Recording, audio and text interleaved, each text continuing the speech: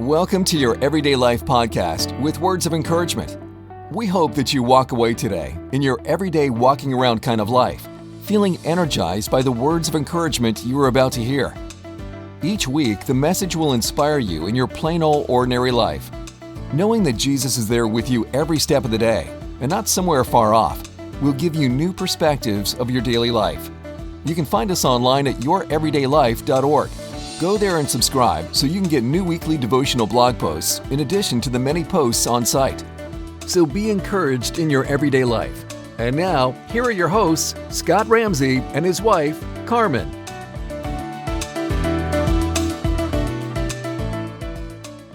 Welcome, everybody. Glad to have you in your Everyday Life podcast today. And we're excited about an opportunity to share words of encouragement with you. And as you know, in this podcast, we talk about your everyday walk with Jesus. And Carmen, we have a special guest with us today that's going to share his everyday walk with Jesus, what that looks like, how it all started and all that. So welcome, Jeff. Thank you. We have Jeff Stucki with us. So glad to have you here, Jeff. Yeah, happy to be here, man. Yeah. First time being on the podcast. Uh-oh. I know, but not our first podcast together. That's true. No, That's true. that's right. We've done quite a few. Yes, we have. So we have a little bit of history there. So we'll share that with you. I'm sure that'll come out. So, Carmen, do you have a formal introduction of Jeff? I think you do. It's pretty brief, right? Well, we've known each other for quite a few years through Office Pride, and we're blessed to have Jeff as part of our Connect group. And we're all grown through that because, as you know, all churches get smaller through those Connect groups, which is really how the body of Christ works. And Jeff's just an awesome guy who has a great story, and it's amazing to see what God's doing through him. And that he is using this platform to share some of that with all of you today. So we're excited to have you, and we can't wait to hear your story. Thanks. Well, I do have to say, as a little more of an introduction, just so people get a little bit of taste of how others around us see you, is that when it comes to times here where, hey, we need to pray about this, we'll be standing around and look and say, hey, Jeff, will you lead us in prayer? It's like you're the go-to connection with Jesus. Like, okay, we need Jeff to pray us through this. So, I thought you were going to talk about how he saves everyone from their tech issues. You're just like, thank you, Jesus. That's when I'm praying to Jesus. Please, Jesus, help me fix this tech issue. Exactly. Absolutely. So, yeah, that's a part of the story. But, yeah, I was more leaning toward the spiritual side, right? Thank you. So, yeah. So you're the energizer when it comes to that, to other people. Right? They really do look to Jeff for that. So we're excited to have you, Jeff. And so, the big question is, when we have that everyday walk with Jesus, it started somewhere. Yeah. There was a starting point when, we all first met Jesus and opened that door to him to come into our life and to give him control. Where did that start for you? What does that look like? Man, that'll go back quite a few years. So I would say around fourth grade. Oh, okay. Yeah, fourth grade, I really started learning I could do my own thing. Learning I could get away with lies to my parents. Could curse and they wouldn't find out. Things like that. It started very subtle, very, very small, and a lot of that was probably peer pressure, wanting to fit in, and things like that. Mm-hmm. And through the years, it got a little bit worse. A little bit worse. The enemy, he works in subtleties, right? Just a little bit more. Just a little bit more, right? My mom had me involved in youth group. She was a believer. Dad, not so much. I mean, he believed, but he wasn't active in church or anything like that. Had no outward appearance of being a believer, but said that he was. And so that road continued until I was in middle school. I think it was the first time I got in big trouble. Actually, my mom worked at the school, Coachman Fundamental. It doesn't exist anymore, but she worked in the front office, and I got arrested for having weed on me. Oh. And my mom is in the front office. Okay. So the police show up and all this, and guess who gets to see me first? There's my mom right there just crying. I was the first person, to get kicked out of that school. And so did a little bit more, little subtleties, a little bit here and there. But my mom, so I was around, 12-ish at that time. And I found out later on, my mom just kept praying for me. Like, please, Jesus, show yourself to him, reveal yourself to him. I need help. And it was funny because she said, she'd read all the parenting books. Like she was, a studier. She wanted to be that parent that, did everything right, by the book. And those books weren't getting her through it. Weren't getting her through my, the mess I was causing. I was really, really difficult on my parents growing up. But it's funny enough, later on, she told me that her faith got stronger through my rebellion because she realized it doesn't matter how many books that you read. There are some things that you have to depend on God completely on and just say, I don't have this. I found that out later. So, and that'll tie into the story a little bit later on.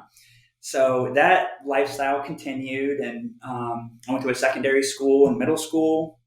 Then in high school, a lot of the same, falling in with the wrong crowd. I continued with drug use and even expanded on that, and a lot of experimentation and whatnot. Got kicked out of high school as well. Another drug-related charge. And at that point, they said, "You're done with Pinellas County Schools. You're not welcome back here anymore." But I ended up getting my GED, got a pretty decent job working in a software company. That's where I got my technology start. Okay. I was doing some testing on software. And there was a man there, never forget it, Mike Arroyo. And this was actually a Scientology-owned company down in Clearwater. I think there was only about 4 of us that weren't Scientologists, in a company of maybe like 30 people.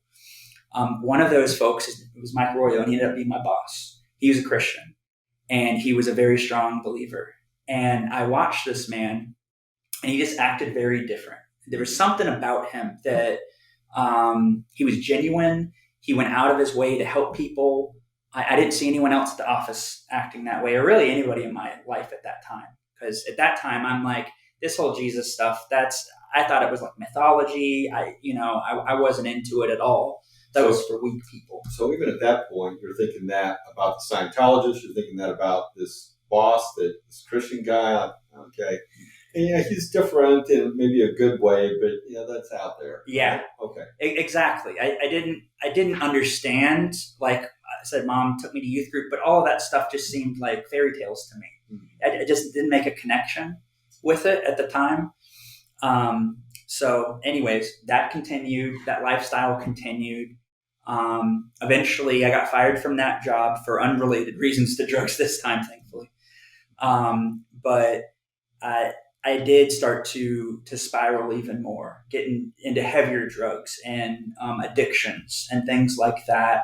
I'd lived with a girlfriend for 5 years. At that point, we had our own place, and it was not a good situation. It was toxic and all kinds of other things. So this girlfriend, whether it was before her or during the time you were with her, was there a group of friends that were very influential on you? That you hung with through all this time, that you all spiraled down together, or was it just random for you where you were making connections? It was pretty random for me. I burned a lot of bridges in high school, just doing dumb things, for lack of a better word. And by the time we got together, it was kind of one of those toxic relationships where we just had each other in our life. And that's not healthy, especially when the dynamic is what it was. It was extra toxic. It was just not a good situation. And so eventually realized I need to get out of this. And so left, got my own place. And that around that time is when I got fired from that job. When I was living in my own place. And that's when I really started to spiral, specifically with a lot of pill usage and alcohol. I mean, I was drinking like a 1.75 liter of liquor every 2 days. Just to give you an example, it was pretty bad.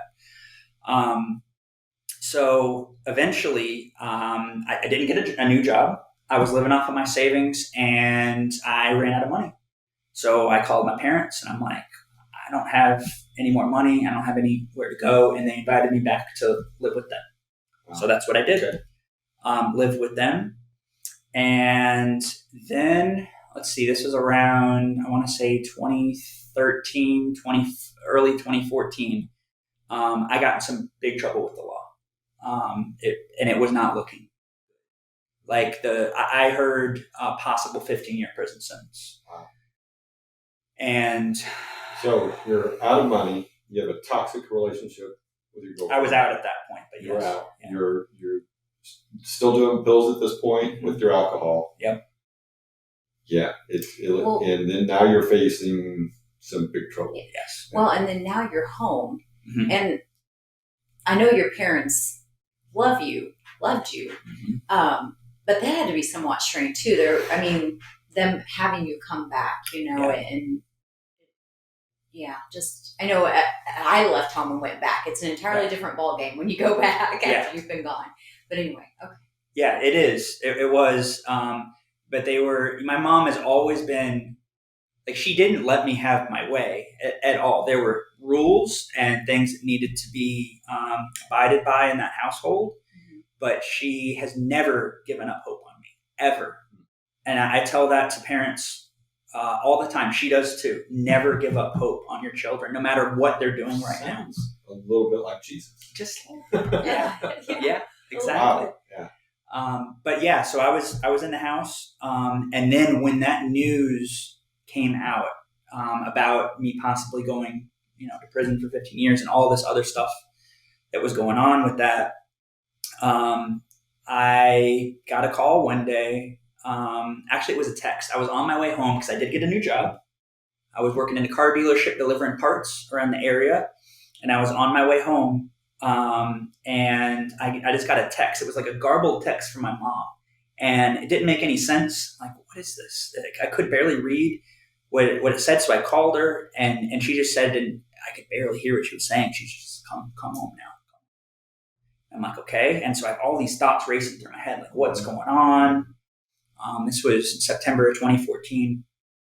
And so I had one thoughts in particular I'll never forget, but I'll keep that to myself. It's something I'll live with for the rest of my life. But on the way home, I'm getting into the neighborhood, and I see fire trucks and ambulances and all these police. A lot of vehicles were in the neighborhood. Like, what is going on? So I drive up to the house, and there's specifically a lot of emergency vehicles outside of the house, my parents' house where I was staying. So I start to walk up the driveway to see what's going on, and there's a police officer coming out of the house, and he's like, go park next door at the neighbor's house. I'm like, okay. So I do so, drive back out, pull into the neighbor's driveway. I start walking up their drive, and then here comes another police officer. And by this time, I had already had some inklings of what was going on, and he just looked at me, and he's like, "Are you the son?" And I just burst. I lost it. My father committed suicide, and my mom had come home and found him, and that was needless to say, a very rough time in my life. And so I was over at the neighbor's house and just losing it. And mom was just in shock. She wasn't even crying. She was just in absolute shock. How old were you at this point? This was 2014. So I was in my mid-20s, I want to say. So like 8 years ago or so. So that was a traumatic experience for me. Yeah. But what was really interesting, because I wasn't a believer still at this time at all, but I watched mom, and through all of that, I just watched her not be affected in the way that I thought that she should be affected. Like, she had this strange calm about her. Like, yes, she was hurt and numb, and that was very clear. And other people saw it too. But that started something inside my head. Like, why is she so calm in this situation? Like, I don't understand that. Mm-hmm. Didn't make any sense. But one of the first things I noticed about, these little God winks we've been talking about, right? So we were at the neighbor's house that day, and I don't want to get too gruesome, but when they take away a suicide victim, he had used a gun, and they take the body, and that's it. They don't do any cleanup. They expect the homeowner, I guess, to do the cleanup or call somebody. Well, my neighbor just so happened to have her daughter in town, who is a nurse who specifically cleans up scenes like that. Wow. Yes. And they both went over there and cleaned up the bathroom to get rid of, any remains and things like that. You want to talk about, God looking out for my mother and I. Yeah. So that was the first one where I was like, that's a coincidence. I now no longer believe in coincidences at all. But at the time, that's what I thought, like, what a weird coincidence that she would be in town for like a few days, and it, just so happened to coincide with that. So we're talking about this list of stuff. Now your dad passing by committing suicide to that list. Yeah. Everything else here. And in my mind, and I still struggle with this. I know it wasn't my fault, of course, but in my mind, I mean, it was like a month after I told him I was possibly going to prison. And I know he had other things. He had depression and a bunch of other stuff going on. But, in my head, it's like that was the straw that broke the camel's back. And I put that on, and I know that's not the case. But it was something I had to live with and struggle through. And even some days still, it'll pop up in the back of my head. No. Something the devil uses. Oh, exactly. He'll whisper that. Yeah, I got the bullets that he used because he couldn't find it. It was for a specific kind of gun. I got it for Father's Day that year, and he used that, and that stuck with me too. I know none of that's my fault, but it's just the enemy just trying to work his way in. So anyways, that happened, and I spiraled even more. The first thing I did when I walked into the house, into the bathroom where he was after they'd cleaned up everything, was a bottle of Xanax on the side of the tub. I'll never forget. I took that Xanax, I emptied like half the bottle, put it in a bag, put it in my pocket because I needed that as where my head was. I was going to need that. Yeah. So anyways, I kept getting worse, drinking even more drugs, more just trying to dull the pain, I guess, or just dull any of my senses. Still didn't believe in Jesus or any of that. Mom getting more and more frustrated with me. And this kind of all culminated, and this was November 28th, 2015. Never forget it. I had been on like a 2-week-long bender, drinking every day, drug use every day, smoking cigarettes inside my mom's house, of course, which you can't do that. And so she comes home from her trip. She was gone for 2 weeks, and she was understandably upset. The house is a mess, smells like smoke. It wasn't good. So she goes off into the computer room, fuming, understandably so. And I start trying to clean up some of the mess, some of the dishes. And I'm at the kitchen sink and I'm washing these dishes. And I started getting these waves of just like, I'm a failure. Like, I have ruined my life. I'm possibly going to prison for 15 years. I'll never get a good job again. No one's ever going to want to be, a close friend of mine due to the nature of the crime, which I won't get into. But I just feeling sorry for myself, basically, right? But feeling to the point where I was getting to where I think my dad was mentally when he did what he did. And so I'll never forget it. I had to stop washing dishes because I just kept getting these waves of emotion. And I'm in the kitchen up against the wall at this point, and I just kind of slide down the wall. And I'm just thinking about, I can't continue like this. I can't. I've ruined my life. I had one shot at it, and I wanted to do what I wanted to do, and there's no coming back from this. So what's the point? It's kind of where I was at. And there was this, this voice in my head that, it had to be God. It's just like, I'm here, reach out to me.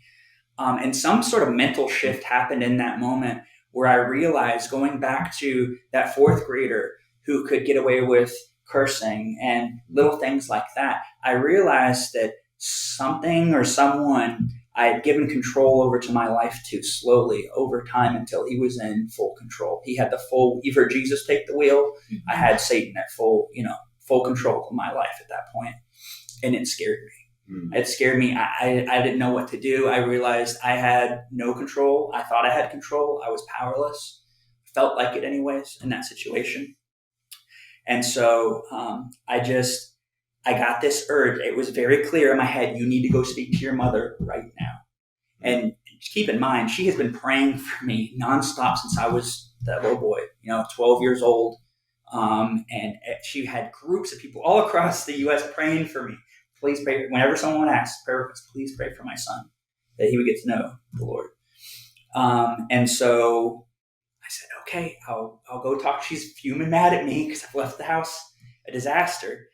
And so I go into the computer room, and she's still upset, but she sees the look on my face, and she knows something is going on. And she was like, well, what's going on, Jeff? And I said, I've ruined my life. I've come to the realization I've ruined my life, and I don't know what to do. And she looked me dead in the eyes. She said, you know what to do. And I'm like, no, Mom, you don't understand. Like, my life, I've ruined it. Like, there is no way up from here. There's no more hope. No more hope. You've exhausted. I've gone, yeah. I blew every chance I've ever been given. And I've been given a lot of chances. And I just don't know what to do. And she looked me in the eyes. She said, you know what to do. And all I can tell you is in that moment, that second time she said it, it clicked for me. That's the only way I can describe it. It was a supernatural thing for me, where I realized that everything she had been trying to tell me all those years, all the, the youth groups where I was too busy worried about females than I was about, learning about God. But that I was listening and picking things up, but I realized all of that was true in that moment. And it was very emotional for me. And I said, I believe. I said, I believe. And said that to your mom. I said that to my mom. And it was kind of both. I believe Jesus. I think I said, I believe Jesus, that you are who you say you are. And so she stood up and she wrapped her arms around me. And I had this feeling, I don't know if you've ever been like super depressed before, but it is literally, when they say depressed, like it is like a physical thing. Like I could feel this weight that was always on me. And she wrapped her arms around me, and we prayed together for the first time. And I said, Jesus, I'm so sorry for everything that I've done. I do believe that you died for my sins. And if you'll have me, please take me. And it was very physical for me. I felt the Holy Spirit enter in through my mom as a conduit into me. I know not everyone has that experience. It was for me. And I felt that whatever that backseat driver that had been slowly taking over, calling the enemy, a demon, whatever it was, I felt it get pushed out of my body spiritually. And I just started crying tears of joy. I could sit up straight all of a sudden.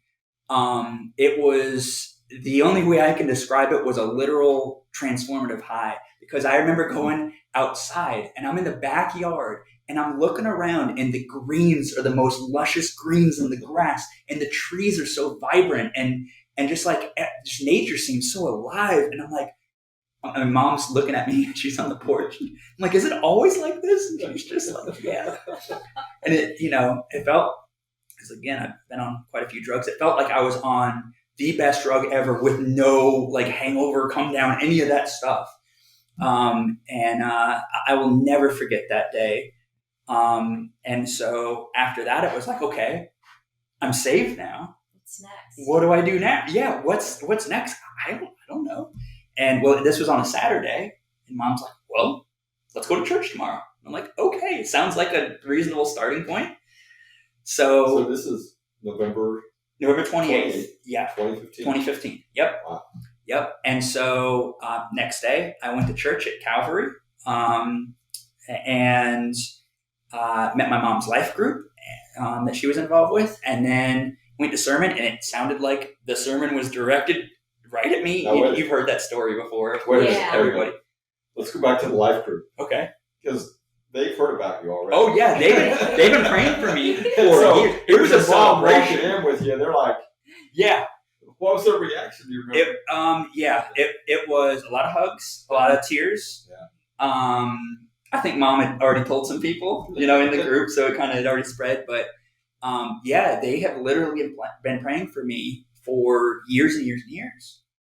And so I think it was awesome, because I know some folks, as I got to know that group, there were people in that group that had either family members that are in a similar situation, or sometimes their children directly have children that are dealing with that. And I think that message is one of hope. Do not give up, and it's in God's timing. God's time. We don't understand God's timing, and I don't know about y'all, but sometimes I'm like, is it time yet, or is it even going to happen? But to never give up, to just keep on praying, because that's what my mom did. That's what these people did. So we play a little bit of an advocate here. Okay. The other side advocate. Okay. So that was just by chance. I mean, that doesn't work for everybody. Come on. I mean, they've been praying for you for all these years, and it just happened that you finally got a clue. Oh yeah, totally by chance. I don't believe in chance, man. Yeah. So what do you say to the person out there that's thinking that, like, you know what, I've been praying for my son or my daughter or my friend for all these years. Or that son and that daughter, Yeah. Yeah. To not give up, to not let your mind get in the way, or the enemy get in the way of continued prayer, and that there is power in that prayer. I don't think that I would be saved unless those prayers for all those years, and my mom's faithfulness to she knew the truth, and she wanted me to know the truth too. She did not want me to perish. Mm-hmm. And to, just keep going. And I know it's hard. It's so much easier said than done. And on the other side of it, awesome. When you're in the middle of it, frustrating. Yeah. And probably a whole lot more emotions than frustrating. So, excuse me. I'm going to do something a little bit different here. Okay. Because I feel like this is a good place to do that. So, when we look at what you shared with us so far, it started back in the 4th grade. I can get by with a little light. Okay. And then talked about how that grew, and then got to a list of all of this. I mean, you're at, you don't even have a rope left. Right. I mean, there's rock bottom. Rock bottom. There's no rope. I mean, the drugs, the relationships, the alcohol, your dad taking his life. I mean, all this stuff. It's like you were just so done. Now you're facing prison. Yeah. And so, what I want to go ahead and in this part of our podcast. And so, what I want anybody watching to know is that when you have somebody going through this, with God, there is no time frame, right? I mean, his timing is perfect, but he's in the ever-present tense. And so we can't go by, I mean, we've been studying The Chosen, right? Right. And watching that and having discussions on that. We can't ever go by our circumstances. No. I mean, we look at Matthew. We look at Simon. He's not Peter yet. He's still Simon. Right. and even Mary Magdalene, and where she was. I mean, when Nicodemus came in to pray for her, it was like, I need to get out of here before I didn't go too well. Didn't go too well. And so all that looks like no hope here. Right. Okay, next. Yeah. Let's dust off your sandals and move on to the next town. Right? Absolutely. So. But now you have hope. Yeah. Yeah. Now you're hopeful, and that totally changes, because it's like you were living to die. Yeah. Kind of. Yeah. I was numbing myself to get through the days to the point where I would die. I had no purpose. I mean, I was just floating along, and it was pretty lonely too. Yeah. I burned all those bridges. I had no friends. But that's the devil. Of course, isolation. Isolate. Yeah. I learned that later on. Yeah. yeah, and I felt more comfortable in that. I learned to feel more comfortable. And sometimes I consider myself an introvert. And in some respects, I am. I think you were talking about this a little bit today. In some respects, some people could be an introvert. And then in other respects, I'm an extrovert. It depends on situation, how comfortable I am with people around me, things like that. But yeah, I think it's different for everybody. Yeah. So I'm reflecting back to Matthew now because we just watched that, right? Right. And he felt pretty isolated. Right. And in a sense, that was his own doing. But he saw some glimpses of God. Right. He saw some reflections of God through various situations. He actually saw God. I mean, the miracles of Jesus. Yeah. But you did too, through your mom. Right. And I don't know if there's I'm guessing you probably saw some things from maybe some other people too. Oh, absolutely. I can actually speak to one directly. Go ahead. Yeah. My mom's boss, she worked for Pinellas County Schools. She was an administrative assistant for 150 social workers. We're going back to God's story. God winks again. Excuse me. And so when all this happened, her father committed suicide. She had 150 social workers that she was involved with, and that's what they do. So they're coming to the house, they're coordinating all kinds of different meals and this and that. And come to find out later on, Pastor Victor Bowl, who will come into the story hopefully pretty soon here, came by and talked. He spoke with me specifically. And but my mom's boss, who was not a believer at all, saw my mom going to work, doing all these things, I think like that week or the next week. And she just couldn't understand how she's still standing. Like, how are you still a functioning human? My mom would just say, Jesus has me right now.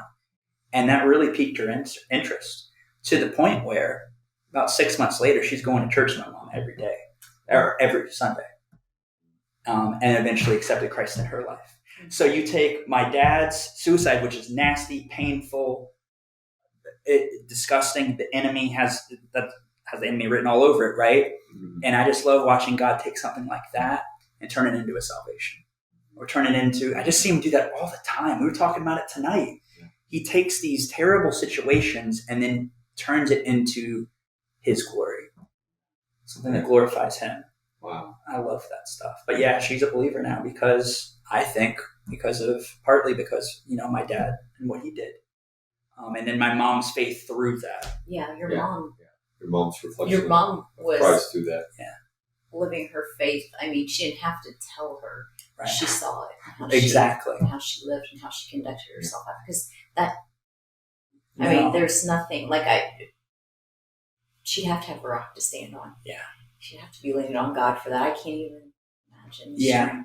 Yeah. And I mean, she's not one, I don't think, to outwardly, evangelize, especially at the workplace, but it's through actions sometimes, a lot of the times. Mm-hmm. So why are you acting that way? It's different. Uh-huh. And then that's your Jesus, Actions speak volumes. Yeah, that's your end, talk with them.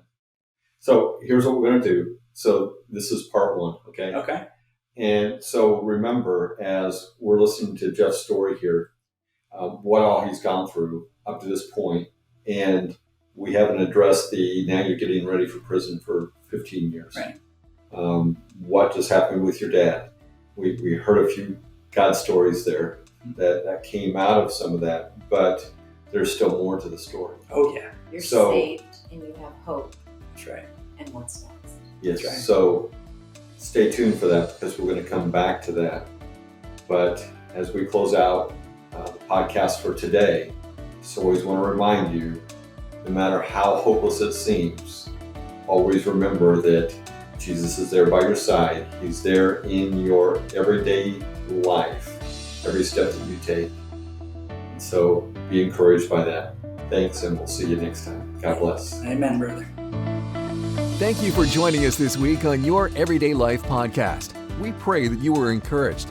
Make sure to visit our website at youreverydaylife.org, where you can subscribe and receive weekly devotional blogs from Scott. You can also find us on Instagram, Facebook, and YouTube at Your Everyday Life. Be sure to give us a comment on how words of encouragement has inspired you, and pass the word on to a friend who you know needs encouragement. Be sure to tune in again next week when once again we will look at everyday life topics and apply words of encouragement. Until then, stay encouraged by what you heard today, and may you be greatly blessed.